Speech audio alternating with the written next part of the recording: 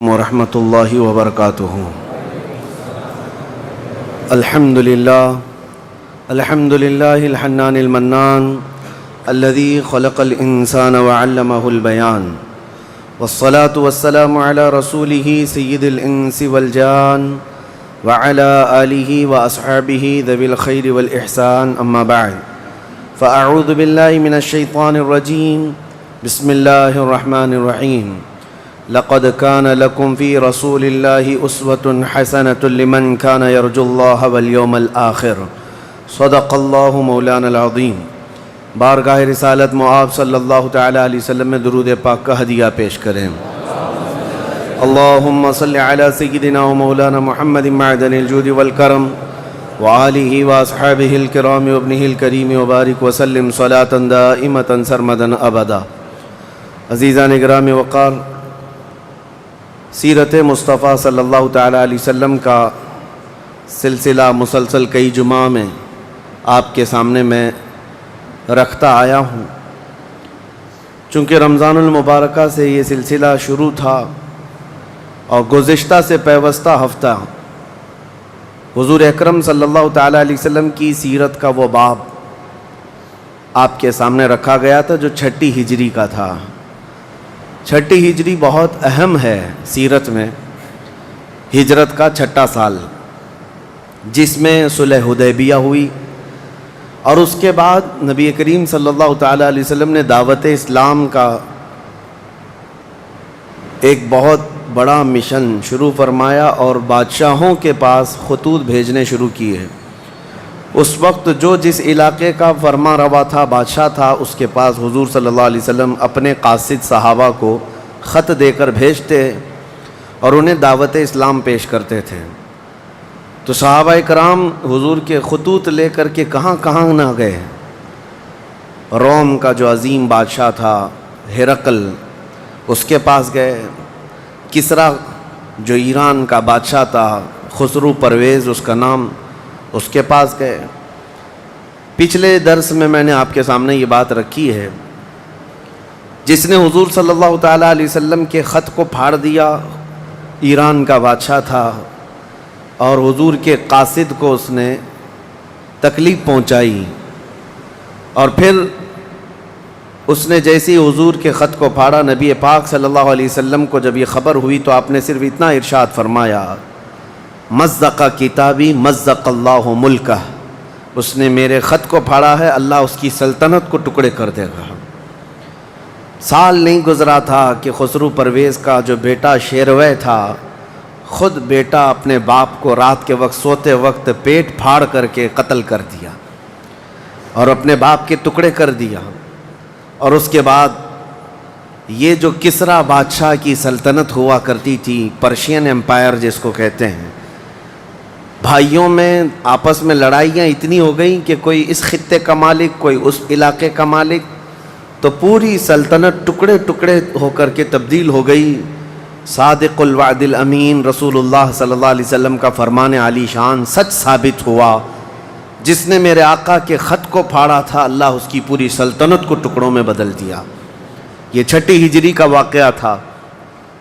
تقریباً 8 یا 10 بادشاہوں کو حضور صلی اللہ تعالیٰ علیہ وسلم نے خطوط بھیجے۔ اس میں کئی تو وہ ہیں جنہوں نے حضور کی تعظیم بھی کی، جیسے نجاشی بادشاہ جو حبشہ کا بادشاہ تھا، جس کو آج ایتھوپیا کہا جاتا ہے افریقن کنٹریز میں۔ نجاشی جو ہے حضور صلی اللہ تعالیٰ علیہ وسلم کا خط پاتے ہی اتنا رویا، آنکھوں سے آنسو آئے، اور فوراً جو صحابی آئے تھے ان کے سامنے ہی کہا، تم گواہ ہو جاؤ، میں اس آخری رسول پر ایمان لاتا ہوں۔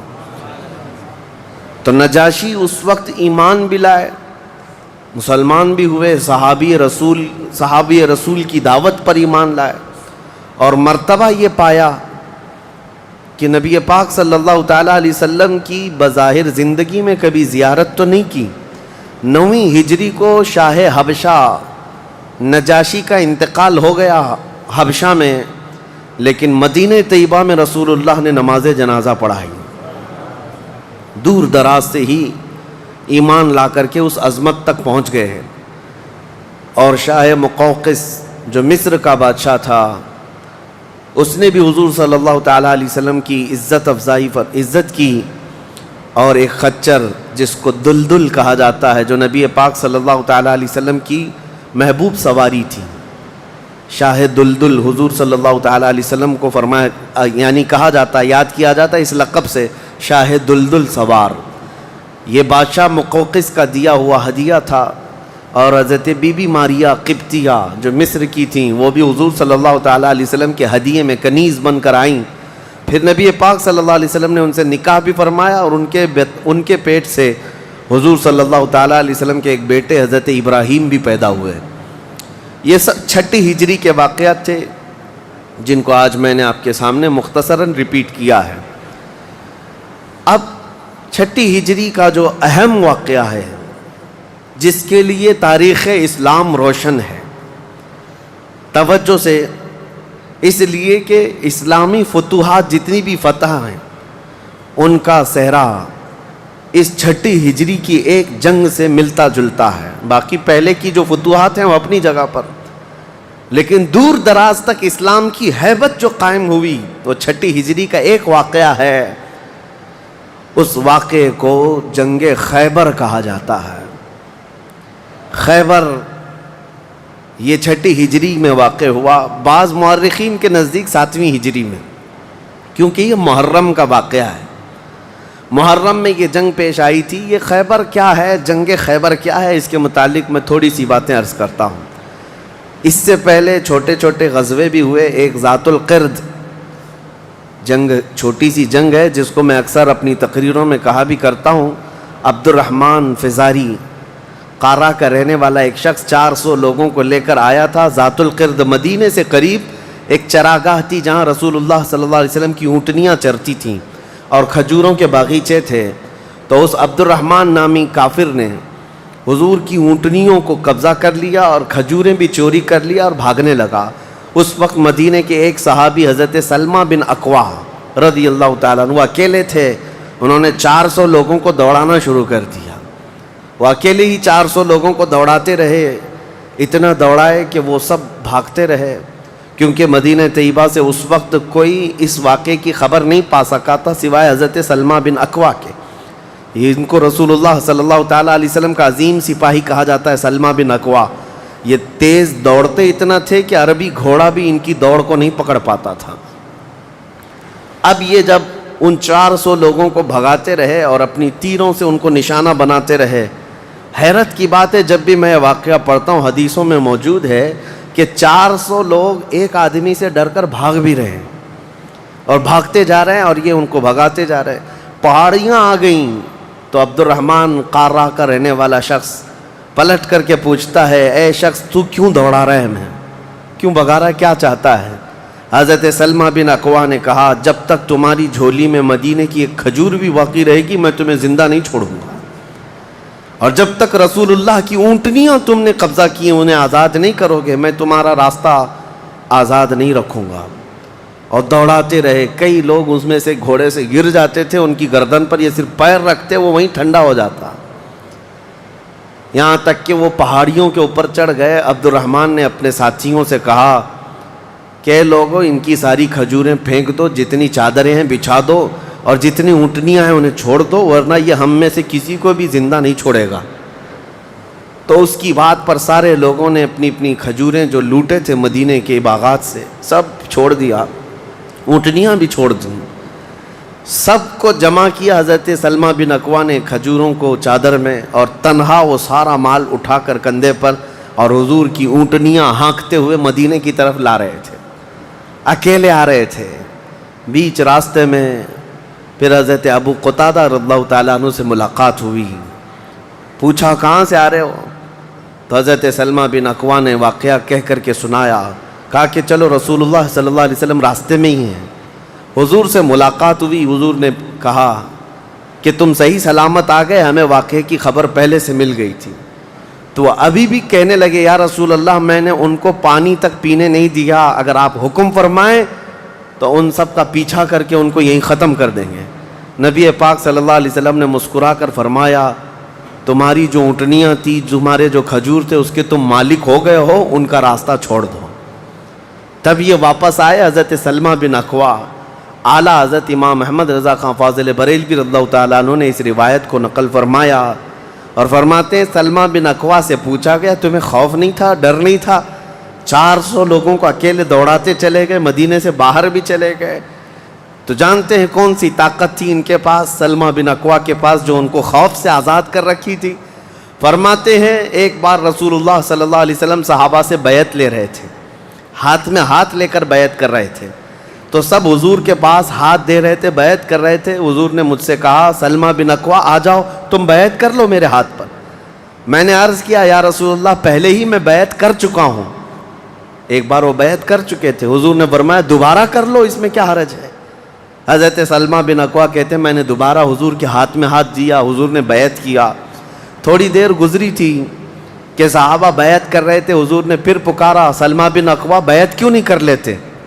کہا یا رسول اللہ میں نے 2 بار بیعت کی ہے. حضور نے فرمایا تیسری بار کر لو, کیا حرج ہے؟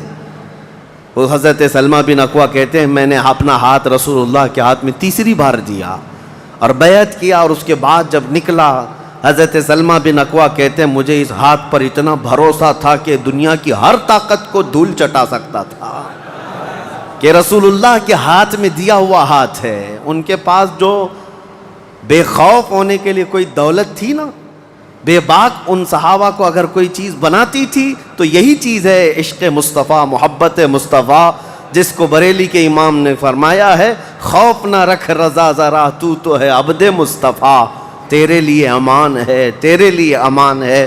کسی شاعر نے کہا تھا کہ دیوان گانے عشق محمد کو دیکھ کر گھبرا گئی ہے گردش دوراں کبھی کبھی. حضور کے عاشقوں کو دیکھ کر کے دنیا کی طاقتیں بھی گھبرا جاتی تھیں کہ ان کے پاس ہے کون سی طاقت. تو یہ جو چھوٹی سی جنگ واقع ہوئی اس کو ذات القرد کہتے ہیں. اس کے 3 دن کے بعد ہی خیبر کی جنگ شروع ہو گئی تھی. اب خیبر پر ہم آتے ہیں. خیبر کیا ہے؟ تقریباً مدینہ طیبہ سے 320 کلومیٹر دور یا 300 کلومیٹر کے قریب ایک بستی ہے جس کو خیبر کہتے ہیں. خیبر یہودیوں کا گڑھ ہے, یہودیوں کا مرکز. اور اس وقت سے لے کر کے حضور صلی اللہ تعالیٰ علیہ وسلم کی مدینہ طیبہ آمد سے بھی کافی پہلے سے خیبر میں یہودیوں نے ایسا اپنا وہ جمایا ہوا تھا کہ پورے عرب کے سب سے بڑے مالدار یہودی خیبر میں رہتے تھے, اور جنگی طاقت بھی سب سے زیادہ ان کے پاس تھی, اور غرور اور گھمنڈ اتنا تھا, پیسوں پر بھی اور جنگ پر بھی, طاقت پر بھی, کہ وہ کسی کو بھی ڈرا دیتے تھے. اور جب سے نبی پاک صلی اللہ علیہ وسلم مدینہ طیبہ آئے ان کی دشمنی اتنی بڑھ گئی تھی کہ آپ کو معلوم ہونا چاہیے کہ جو جنگ خندق ہوئی تھی اس کا واقعہ بھی میں نے تفصیل سے بتا دیا. مدینہ طیبہ جنگ خندق جس وجہ سے ہوئی اس کا سبب یہودی تھے. یہودیوں نے مکہ کے کافروں کو, مشرکوں کو, نجد کے کافروں کو سب کو جمع کیا تھا اور پانی کی طرح پیسہ بہایا تھا. جنگ میں 12,000 لوگوں کو رسول اللہ کے خلاف اکٹھا کیا تھا یہودیوں نے. یہ خیبر کے یہودی تھے, کیونکہ نبی پاک صلی اللہ تعالیٰ علیہ وسلم جب تشریف لائے تھے 2 قبیلے یہودیوں کے مدینے میں آباد تھے, بنو نذیر اور بنو قریظہ. آپ کو میں نے سیرت کے بیان میں یہ بھی بتا دیا تھا.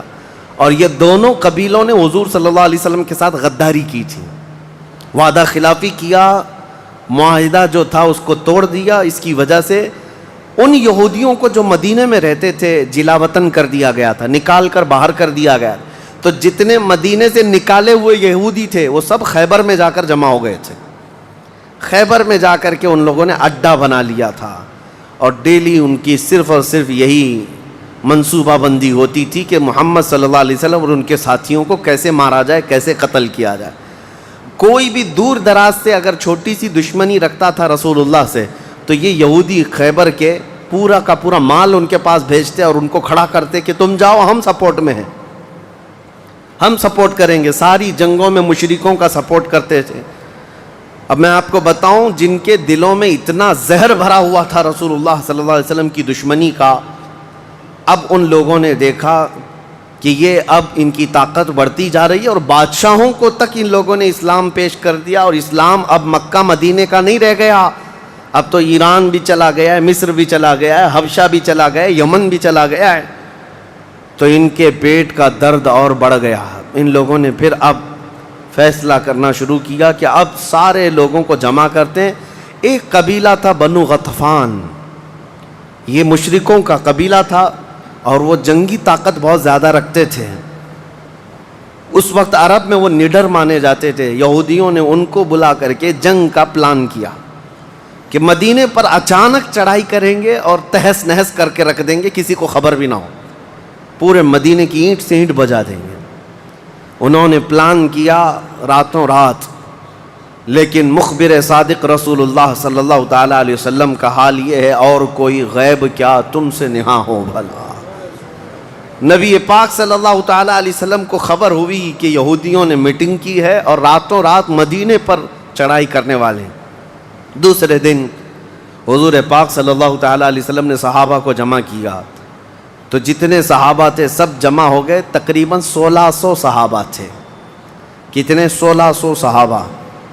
1600 صحابہ مدینہ طیبہ سے نکل پڑے حضور کے ساتھ کہ ان یہودیوں کو خیبر سے نکلنے سے پہلے ان کا راستہ ہم روکیں گے کہ مدینے پر کوئی بھی چڑھائی نہ کر سکے. جب رسول اللہ صلی اللہ علیہ وسلم صحابہ کو لے کر چل پڑے، چال الٹی پڑ گئی.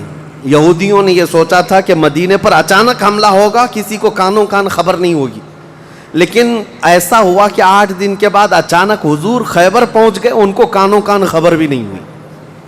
نبی پاک صلی اللہ تعالیٰ علیہ وسلم صحابہ کے ساتھ جب پہنچے، صبح ہو رہی تھی، خیبر کی وادیوں میں حضور داخل ہو رہے تھے.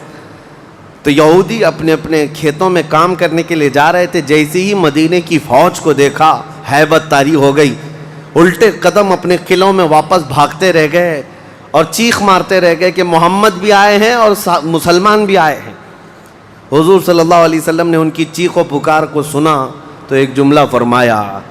حضور صلی اللہ علیہ وسلم فرماتے ہیں، جن کافروں کی وادی میں ہم اتر پڑے ان کی صبح خراب ہو ہی جاتی ہے، اور یہ خیبر اب برباد ہوگا. حضور کے الفاظ تھے، جملہ نکلا. صحابہ کرام اتنی جوش سے نعرہ لگا رہے تھے کہ یہودیوں کے سارے قلعے صحابہ کی آواز سے گونجنے لگ گئے. خیبر میں 8 قلعے تھے، 8 مشہور قلعے.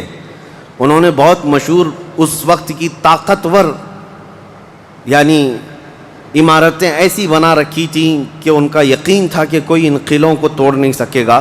اور حد تو یہ ہے کہ آج 1400 سال گزر گئے، ابھی بھی وہ قلعے موجود ہیں، آج بھی موجود ہیں خیبر میں. وہ قلعوں کے باقیات، کھنڈرات ابھی بھی موجود ہیں. اب آپ اندازہ کریں کہ 14 صدیاں گزرنے کے بعد اب بھی وہ قلعے ہیں، تو اس وقت کتنے محفوظ رہے ہوں گے، کتنے مضبوط رہے ہوں گے. ان کو بڑا غرور تھا. 8 مشہور قلعے تھے، قلعہ نائم، قلعہ نطات، قلعہ قموس. ان کے نام تھے الگ الگ، ہر قلعہ الگ الگ کاموں کے لیے استعمال ہوتا تھا. اب نبی پاک صلی اللہ تعالیٰ علیہ وسلم خیبر جب پہنچے، 1600 صحابہ ہیں. اب سنیے، ایک قلعہ نائم تھا جس میں سارا ذخیرہ تھا، کھانا پانی اور سب کچھ وہاں پر تھا، اور اس کی ذمہ داری سلام بن مشکم نام کا ایک یہودی، وہ بہت ہی بغض و عداوت میں بھرا ہوا یہودی تھا، اس کے ذمہ تھی. اور قلعہ قموس جو سب سے بڑا قلعہ تھا، اس کی ذمہ داری مرحب نام کے یہودی کے پاس تھی. اور مرحب وہ شخص ہے جس کے بارے میں مشہور تھا کہ وہ 1000 لوگوں سے تنہا لڑ سکتا ہے. 1000 انسانوں کی طاقت تھی جس کے پاس، اس کا نام مرحب تھا. پورے خیبر کے یہودی اس سے ڈرتے تھے. اور قلعہ قموس جو سب سے بڑا قلعہ تھا وہ اس کے انڈر میں ہوا کرتا، سب ان کی تقسیم تھی. اب جب نبی کریم صلی اللہ تعالیٰ علیہ وسلم شروعات فرمائی تو قلعہ نائم جو قریب تھا آبادی سے، اس پر چڑھائی شروع کر دی.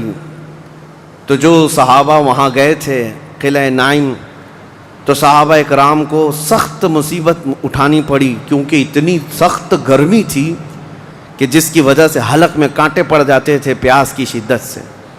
کئی صحابہ اس میں شہید ہوئے. آخر کار قلعہ نائم فتح ہو گیا. ایک قلعہ فتح ہوا، دوسرا فتح ہوا، تیسرا فتح ہوا. قلعے اس طرح سے فتح ہونے لگ گئے. یہودیوں کی تعداد میں آپ کو بتاؤں، یہ 1600 صحابہ تھے. اور یہودی اس وقت خود اور قبیلہ بنو غطفان جو مشرکوں کا قبیلہ تھا ان کو بھی جنگ کے لیے اپنے قلعے میں بلا لیا تھا. کل تعداد سب کی ملا کر 8,000 ہو چکی تھی. 8,000 لوگ 1,600 لوگوں سے ڈرے ہوئے سہمے ہوئے قلعوں میں بندے ہیں, کوئی باہر نکلنے کو تیار نہیں. اب اس کے بعد یہ خیبر کا معاملہ بڑھتا گیا. اس میں ہوا یہ کہ آخری جو قلعہ تھا قلعہ قموس, یہ سب کے بس کی بات نہیں تھی. بہت مضبوط قلعہ, اور جو آدمی اس کا سپہ سالار ہے, شہ سوار ہے, وہ مرحب ہے. پورا عرب جانتا تھا اس کی طاقت کو. پہلے دن نبی کریم صلی اللہ تعالیٰ علیہ وسلم نے صحابہ کی ایک جماعت حضرت ابو بکر صدیق رضی اللہ تعالیٰ عنہ کی سپہ سالاری میں بھیجی. حضرت ابو بکر صدیق آئے, بہت ہی جام بازی اور بہادری کے ساتھ لڑائی کی, لیکن وہ اتنا سخت تھا کہ یہودیوں کی طرف سے بہت سخت طریقے سے ڈیفنس ہوتا تھا. صحابہ پیچھے ہٹ گئے, کچھ شہید ہوئے, کچھ زخمی ہوئے, واپس آئے. پھر دوسرے دن سیدنا عمر ابن خطاب رضی اللہ تعالیٰ عنہ کے حوالے حضور صلی اللہ علیہ وسلم نے فرمایا. حضرت عمر فاروق رضی اللہ تعالیٰ عنہ گئے, صحابہ کی ایک جماعت تھی, لیکن آج کا دن اور زیادہ سخت ہو گیا. سارے یہودیوں نے اپنی طاقت جھونک دی قلعہ قموس کو بچانے کے لیے. حضرت عمر فاروق رضی اللہ تعالیٰ عنہ صحابہ کی جماعت کو لے کر شام میں واپس آ گئے. اب یہ محاصرہ بڑھ گیا, 20 دن چلا کنٹینیو محاصرہ ان قلعوں کا, لیکن فتح ہونے کا نام نہیں تھا. جلال پیغمبری کو دیکھیں ہیں, صحابہ 20 دن سے تپتی ہوئی گرمی میں مدینے سے 300 کلومیٹر باہر ہیں. عرض کیا یا رسول اللہ صلی اللہ علیہ وسلم, ہماری منزل ابھی کہاں ہے, کب تک ہے؟ رات کا وقت تھا, نبی کریم صلی اللہ تعالیٰ علیہ وسلم جلال میں تھے. ارشاد فرمایا لَأُعْتِيَنَّ غَدًا رَایَةً رَجُلًا يُحِبُّهُ اللَّهُ وَرَسُولُهُ. حضور اکرم صلی اللہ تعالیٰ علیہ وسلم فرماتے ہیں, کل کے دن میں اپنا جھنڈا ایک ایسے آدمی کو دوں گا جس سے اللہ اور اس کے رسول محبت کرتے ہیں, اور اللہ اور اس کے رسول جس سے محبت کرتے ہیں وہ خود بھی اللہ اور اس کے رسول سے محبت کرتا ہے. اور پھر میرے آقا نے فرمایا خیبر کی فتح اسی کے ہاتھ میں رکھی ہوئی. صحابہ کہتے ہیں پوری رات بے چینی اور کروٹ لیتے ہوئے ہم نے گزاری. نبی پاک نے بشارت دی ہے تو اب تو ہونا ہی ہے. حضور نے فرما دیا ہے کہ میں کل اپنا جھنڈا اس آدمی کے ہاتھ میں دوں گا جس کو اللہ اور اس کے رسول محبت کرتے ہیں. صحابہ کہتے ہیں, حضرت عمر فاروق رضی اللہ تعالیٰ عنہ فرماتے ہیں میری آنکھ تک نہ لگی پوری رات, اور اس تمنا میں کہ صبح ہوگی تو حضور صلی اللہ علیہ وسلم وہ جھنڈا مجھے دے دیں. کہ اس میں 3 بشارتیں تھیں. ایک بشارت یہ تھی کہ وہ شخص جس کو میں جھنڈا دوں گا وہ اللہ اور رسول سے بہت محبت کرتا ہے. دوسری بشارت یہ تھی کہ اللہ خود اس سے محبت کرتا ہے. تیسری بشارت یہ تھی کہ اسی کے ہاتھ میں خیبر کی فتح رکھی ہے. حضرت عمر کہتے ہیں پوری رات پلک بھی جھپکا نہیں, اسی آس میں اسی امید میں پوری رات گزاری. پورے صحابہ کا یہی حال تھا. صبح جب ہوئی دوڑے دوڑے نبی کریم صلی اللہ تعالیٰ علیہ وسلم کی جلوں میں حاضر ہوئے. اللہ کے حبیب صلی اللہ علیہ وسلم کے ہاتھ میں پرچم تھا, جھنڈا تھا, اب جنگ کے لیے روانہ کرنا تھا. نبی کریم صلی اللہ علیہ وسلم کے سامنے صحابہ کی فوج ہے. سارے صحابہ گردنیں اونچی کر کر کے دیکھ رہے ہیں, لیکن نبی پاک صلی اللہ تعالیٰ علیہ وسلم نے اس بھرے مجمع میں اعلان فرمایا علی کہاں ہے, علی کہاں ہے. اس مجمع میں حضرت علی نہیں ہیں. صحابہ نے کہا یا رسول اللہ وہ بخار میں ہیں, بیمار ہیں اور آشوب چشم ہے, آنکھیں لال ہو چکی ہیں, آنکھوں سے پانی آ رہا ہے. نبی کریم صلی اللہ علیہ وسلم نے فرمایا لاؤ, اسی حالت میں بلا لاؤ. صحابہ گئے, حضرت علی کو بلا لائے. بخار کی حالت میں ہیں, آنکھوں میں آشوب ہے, سرخی آ چکی ہے. نبی کریم صلی اللہ علیہ وسلم نے قریب بلایا, اپنا لعاب پاک نکال کر ان کی آنکھوں میں لگایا. حضرت علی فرماتے ہیں مجھے ایسا لگا کبھی آنکھوں میں کوئی مرض آیا ہی نہیں تھا, بخار بھی نہیں تھا. نبی کریم صلی اللہ تعالیٰ علیہ وسلم نے اپنے ہاتھ میں موجود پرچم حیدر کرار کے ہاتھ میں دیا, کہا جاؤ علی تمہارے ہاتھ میں اللہ نے فتح رکھی ہے. میرے عزیزو ایک بات میں آپ کو بتا دوں کہ یہ کیا معاملہ ہے. جب رسول کریم صلی اللہ تعالیٰ علیہ وسلم کو یہ معلوم ہے کہ حضرت علی کے ہاتھ میں ہی یہ جنگ فتح ہونی ہے تو پہلے دن کسی اور کو کیوں بھیجا، دوسرے دن اور صحابی کو بھیجا، یہ 20 دن کا محاصرہ کس بات کا تھا، یہ سارے معاملات کس لیے تھے؟ ایک بات یاد رکھیں، فتح اسلام کے حق میں ہے اور غالب اسلام ہو کر رہے گا، لیکن قدرت کا قانون یہ ہے، جیسے معراج میں بھی آپ کو معلوم ہے نمازیں تو 5 ہی ہونی تھی، لیکن 9 مرتبہ حضور صلی اللہ علیہ وسلم کو آنا جانا کیوں رکھا گیا؟ خدا کی قدرت کا قانون یہ ہے کہ پہلے اسباب کی طرف دیکھو، بعد میں اسباب کا خالق خود تمہارے لیے راستے پیدا فرمائے گا۔ جنگ تو فتح ہونی ہی ہے، لیکن تمہیں اسٹرگل کرنا پڑے گا، میدان میں مشکلیں اٹھانی پڑیں گی، بعد میں فتح تو تمہارے ہاتھ میں اللہ نے دی ہے۔ حضرت علی کرم اللہ وجہہ الکریم اپنے ہاتھ میں پرچم لے کر کے جب قلعہ قموس کی طرف بڑھتے ہیں، جانتے ہیں وہ تاریخ کا وہ عظیم دن ہے، محرم کی غالباً 9ویں تاریخ ہے۔ میں نے شروع میں ہی کہا کہ یہ ایک تاریخ کا ایسا حصہ ہے جس سے ساری باتیں آگے کی فتوحات جڑی ہوئی ہیں۔ کیوں میں آپ کو بتاتا ہوں، حضرت علی جس انداز سے جا رہے تھے اس وقت لوگوں کے اندر ہیبت طاری تھی، صحابہ آپ کے ساتھ تھے۔ جیسے ہی قلعہ قموس کے پاس گئے، سیدھے حضرت علی کرم اللہ وجہہ الکریم نے للکار کر کے مرحب یہودی کو بلایا کہ باہر آ جا اپنے قلعے سے اور مجھ سے مقابلہ کر۔ وہ ہاتھی کی طرح سے ڈیل ڈول رکھتا تھا اور خرامہ خرامہ سامنے آیا اور للکار کر کے کہنے لگا، قد علمت خیبر انی مرحب شاک السلاحی مجرب، تمہیں معلوم ہے پورا خیبر مجھے جانتا ہے کہ میں مرحب ہوں۔ شعر پڑھ رہا تھا، پورا خیبر جانتا ہے کہ میں مرحب ہوں، سر سے لے کر پیر تک ہمیشہ ہتھیار میں رہتا ہوں، اور نہایت ہی تجربہ کار آدمی کہ جس کا وار کبھی خالی نہیں جاتا ہے۔ اس کے جواب میں مولا علی کرم اللہ وجہہ الکریم فرماتے ہیں، انا الذی سمتنی امی حیدرا کلیث غابات کریہ المنظرا، تجھے پتا ہے میری ماں نے ہی میرا نام حیدر رکھا ہے۔ حیدر کا مطلب ہوتا ہے شیر، میری ماں نے میرا نام حیدر رکھا ہے، کلیث غابات کریہ المنظرا، ہیبت ناک شیر جب بھوک کی وجہ سے کچھار میں دہاڑتا ہے اس کو حیدر کہا جاتا ہے۔ جب یہ رجزیہ اشعار کا تبادلہ ہو رہا تھا، وہ یہودی مرحب جو سر پر ٹوپی پہنتا تھا، ویسی ٹوپی لوہے کی کسی کے پاس تھی نہیں، جسم پر جو لوہے کا خود لباس ہوتا تھا ویسا لباس کسی کے پاس نہیں تھا۔ مقابلے میں وہ آیا اور اس نے حضرت علی کرم اللہ وجہہ الکریم پر بہت تیز وار کی، لیکن وار خالی گیا۔ حضرت علی کرم اللہ وجہہ الکریم پر کوئی وار نہیں آیا۔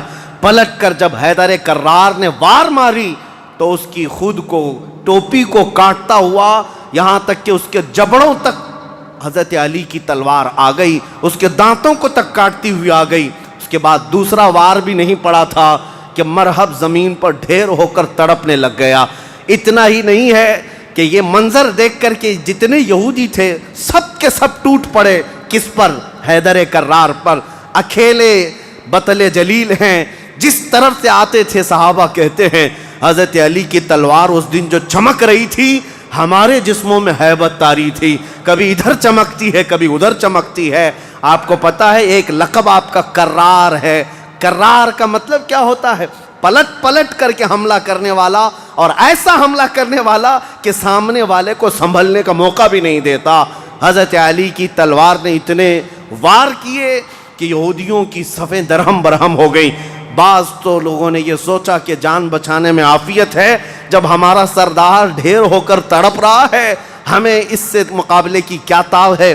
بڑھتے گئے حضرت علی، سیدھے قلعہ قموس جو تھا وہاں جا کر کے کھڑے ہو گئے تو یہودیوں میں ایک اعلان ہوا کہ اگر یہ علی بن ابی طالب قلعے کے اندر گھس گیا تو خیبر قیامت تک ہمارے ہاتھ میں نہیں آ سکتا، اپنی طاقت لگا دو۔ سارے یہودی ٹوٹ پڑے، جتنی فوجیں تھی ٹوٹ پڑی۔ جانتے ہیں حضرت علی اپنا ڈیفنس کیسا کر رہے تھے، اپنے بچاؤ کے لیے کیا کر رہے تھے؟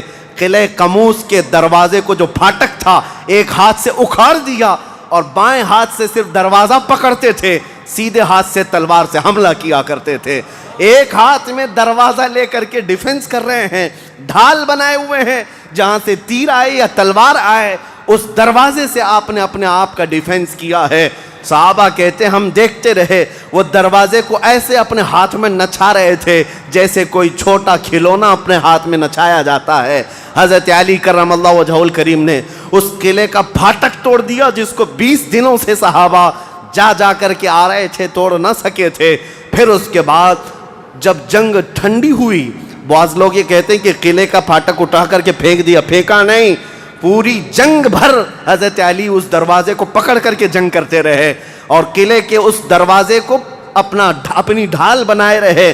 جب یہودی سرد پڑ گئے، ٹھنڈے پڑ گئے، تو اس قلعے کے دروازے کو آپ نے اٹھا کر پھینک دیا۔ صحابہ کہتے ہیں ہم بعد میں، چونکہ وہ راستے میں پڑا تھا، اٹھانے کے لیے گئے تو 40 صحابہ مل کر کے اس دروازے کو اٹھا نہ پا رہے تھے۔ جو تنہا حیدر کرار اتنی دیر تک اپنے ہاتھ میں لے کر کے لڑتے رہے۔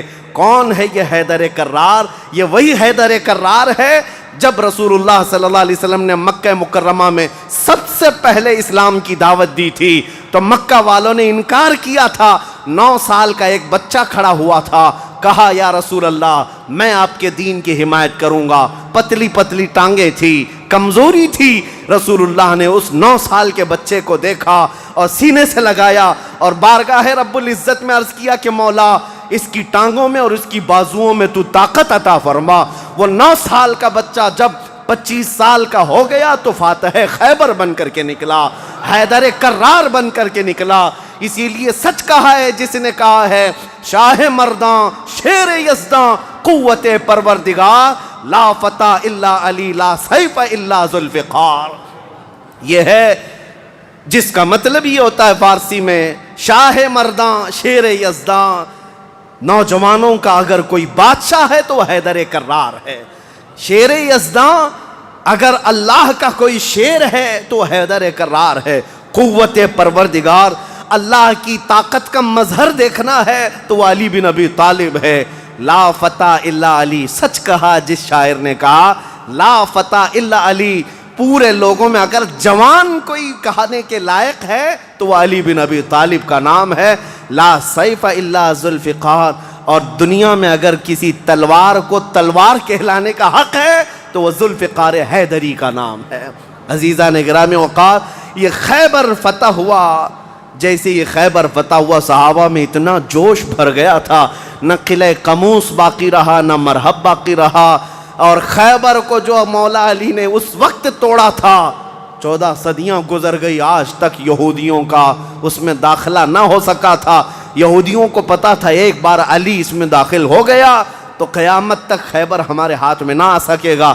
آپ کو پتا ہے 2018 کی بات میں بتاؤں، 2018 میں انگلینڈ میں لندن کی سڑکوں پر پوسٹر اور بینر ہورڈنگ کارڈ لیے ہوئے یہودی احتجاج کر رہے تھے، پروٹیسٹ کر رہے تھے کہ خیبر ہمارا تھا، ہم کو نکالا گیا تھا اور تمہاری ہماری لاسٹ جنگ خیبر تھی، اس کے بعد نہیں ہوئی۔ اس طرح کی باتیں، یعنی میں نے محسوس کیا کہ مسلمان تو بھول گئے خیبر کیا ہے۔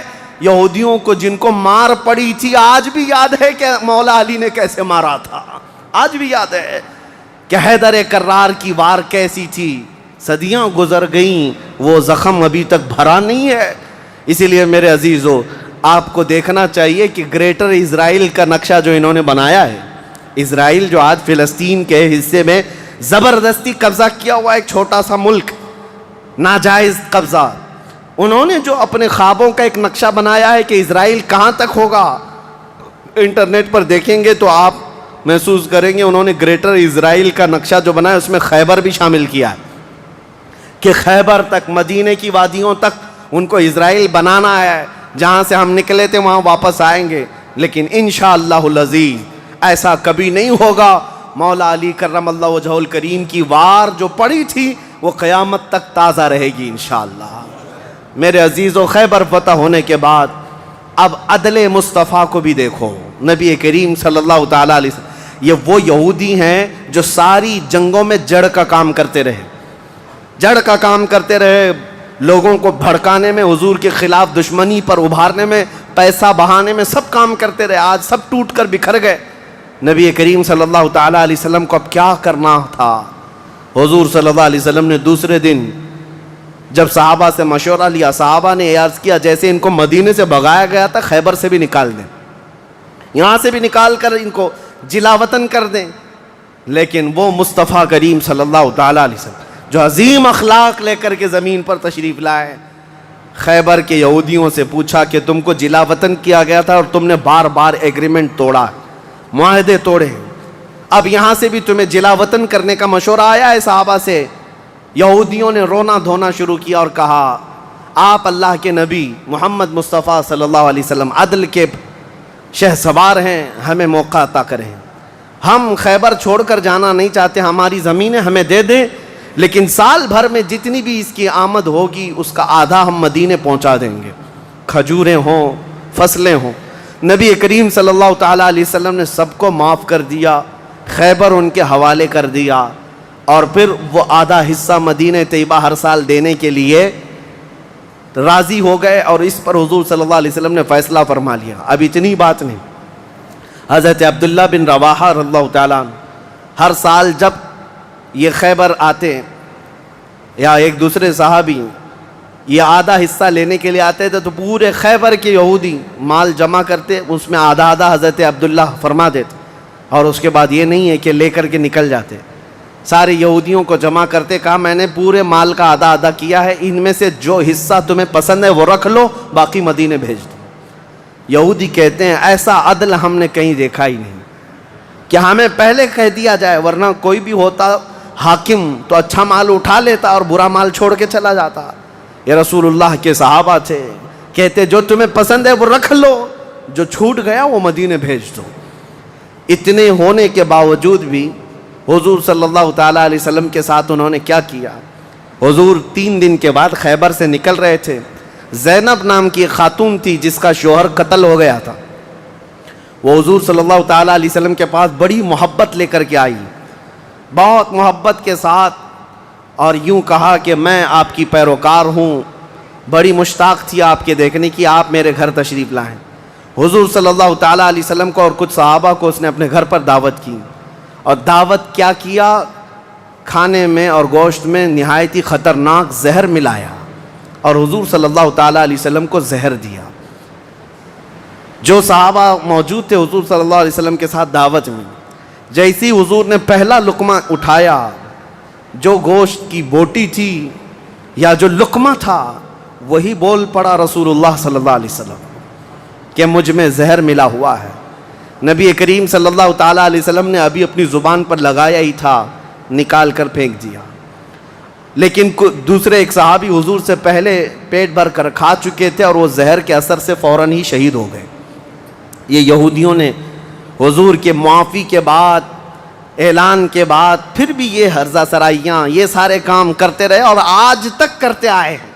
آج تک نبی کریم صلی اللہ تعالیٰ علیہ وسلم نے اس کے باوجود معلوم ہونے کے بعد یہودیوں کو بلایا کہ اس خاتون کا کیا کیا جائے. اس نے اقرار کر لیا، کہا کہ ہاں ہم نے زہر ملایا تھا. کہا کیوں؟ کہا ہم یہ دیکھ رہے تھے اگر آپ اللہ کے سچے رسول ہیں تو آپ کو خبر ہو جائے گی، ورنہ ہم کو آپ سے نجات مل جائے گی، ہم بچ جائیں گے، آپ زہر سے ختم ہو جائیں گے. نبی کریم صلی اللہ تعالیٰ علیہ وسلم تو زہر کے اثر سے کچھ نہیں ہوا اور حضور بچے اس زہر سے، لیکن ان یہودیوں میں سے کوئی بھی اسلام کی طرف آیا بھی نہیں. نبی کریم صلی اللہ تعالیٰ علیہ وسلم نے اس خاتون سے بدلہ نہیں لیا، اسے معاف کر دیا. اپنی ذات کے لیے حضور نے کبھی بدلہ لیا ہی نہیں، اسے چھوڑ دیا اور پھر وہاں سے نکل پڑے. یہ زہر کا جو اثر تھا پوری زندگی بھر رسول کریم صلی اللہ تعالیٰ علیہ وسلم کے تالو پر، سر پر اثر لگا رہا، جلن ہوتی تھی، تھوڑا چکھا ہی تھا. اتنا خطرناک زہر یہ یہودیوں کے پاس ہوا کرتا کہ انہوں نے اپنے زہر سے کئی لوگوں کو مارا ہے. یہ یہودی ایسی قوم ہے جس پر اللہ تعالیٰ نے قرآن میں لعنت فرمائی. یوں ہی نہیں، بعض لوگوں کو لگتا ہے کہ بار بار اس ٹاپک پر کیوں ہے. ارے میاں ہم ہر نماز میں یہ کہتے ہیں غیر المغضوب علیہم ولا الضالین. سورہ فاتحہ کے آخر میں المغضوب کا مطلب ہے جس پر اللہ کا غضب ہوا، وہ قوم یہودیوں کی ہے. سورہ فاتحہ میں ہم اللہ کی بارگاہ میں پناہ مانگتے ہیں کہ اللہ جس قوم پر تیرا غضب نازل ہوا اس قوم سے ہمیں بچائے رکھ، ان کے راستے سے ہمیں بچائے رکھ. یہ اتنی خطرناک سازشی قوم ہے کہ آج پوری دنیا کو انہوں نے ہلا کر رکھا ہے، آج پوری دنیا کو کریڈٹ نظام پر لا کر رکھا ہے۔ یہ جتنے ورلڈ کے بڑی بڑی بینکیں ہیں انہوں نے اپنے ہاتھ میں رکھا ہے، سونے پر یہ اپنا قبضہ جمائے ہوئے ہیں۔ جیولری اس کو نام دیا گیا ہے، سونے چاندی کے تمام زیورات کو جانتے ہیں۔ اس کے ایک محقق نے کہا تھا جیوز، یہودی جیو کہلاتے ہیں، اور جیو سے انہوں نے جیولری کر دیا ہے کہ سونے چاندی کا حق صرف اور صرف جیوز کے پاس ہے، یعنی یہودیوں کے پاس، دوسرے کوئی اس کا حق نہیں رکھتے۔ اور یہ مال سونا چاندی ہی ہے جو پوری دنیا کی کرنسی کو اوپر نیچے کرتا ہے۔ یہ سارا نظام انہوں نے بنا رکھا ہے، دنیا کو قرضے دے دے کر کے ورلڈ بینک سے اپنا مقروض بنائے رکھا ہے، دنیا کو جنگوں کے ہتھیار خوب بیچتے ہیں، یہ سارے ہتھیار بناتے ہیں اور پورا بیچتے ہیں، اس کا کاروبار بھی کرتے ہیں۔ دنیا کی بڑی بڑی دوائیوں کی کمپنیاں بلکہ بایو ویپن کے طور پر استعمال کرتے ہیں، ڈرگ مافیا ہے، سب یہودیوں کے کنٹرول میں آج۔ اسی لیے میں آپ سے کہتا ہوں یہ اتنی شریر قوم ہے کہ اس سے ہمیشہ پناہ مانگتے رہو اللہ کی بارگاہ میں۔ اور اخیر میں آپ کو بتا دوں، جب قیامت کے قریب حضرت عیسیٰ علیہ السلام آئیں گے اور وہ اس وقت دجال کو قتل کر رہے ہوں گے، اور دجال کی فوج میں 60,000 یہودی ہوں گے، 60,000 یہودی اس کے ساتھ جنگ لڑ رہے ہوں گے، ایمان والوں کے ساتھ اس کی حمایت میں، اور حضرت عیسیٰ علیہ السلام کے ہاتھ سے قتل ہوں گے۔ تو حدیث پاک میں ہے کہ جہاں حضرت عیسیٰ علیہ السلام جائیں گے، یا مسلمان جو عیسیٰ علیہ السلام کے ساتھ ہوں گے، ان مسلمانوں کو جو پتھر ہیں جگہ جگہ کے، وہ پتھر پکار کر کہیں گے یا مسلم ورائی یہودین اقتلہ، اے مسلمان میرے پیچھے ایک یہودی چھپا ہوا ہے، آجا اسے قتل کر دے۔ پتھر تک بولے گا کہ یہودی یہاں چھپا ہوا ہے۔ اس سے آپ اندازہ کریں یہ ایسی شریر قوم ہے جس سے پتھر بھی پناہ مانگتے ہیں۔ عزیزان گرامی وقار، سیرت کا یہ حصہ تھا 6 ہجری کا۔ میں نے جو شروع میں بات کی تھی اس کو کمپلیٹ کر دیتا ہوں کہ ساری جنگوں کا دار و مدار پھر خیبر پر کیوں ہے۔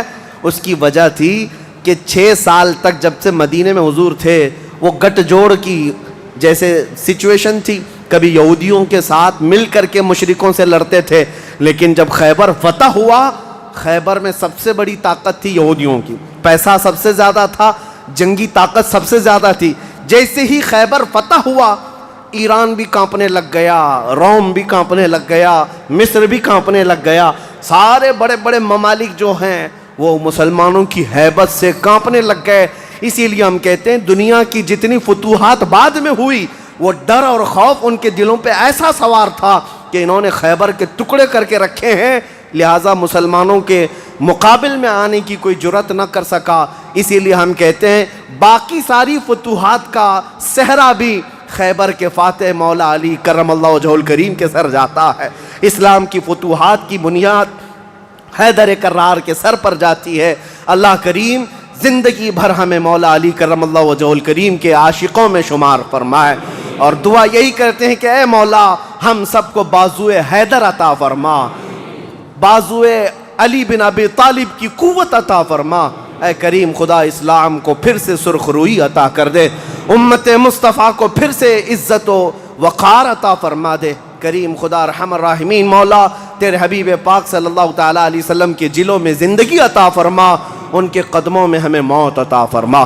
وآخر دعوانا الحمدللہ رب العالمین۔ السلام علیکم۔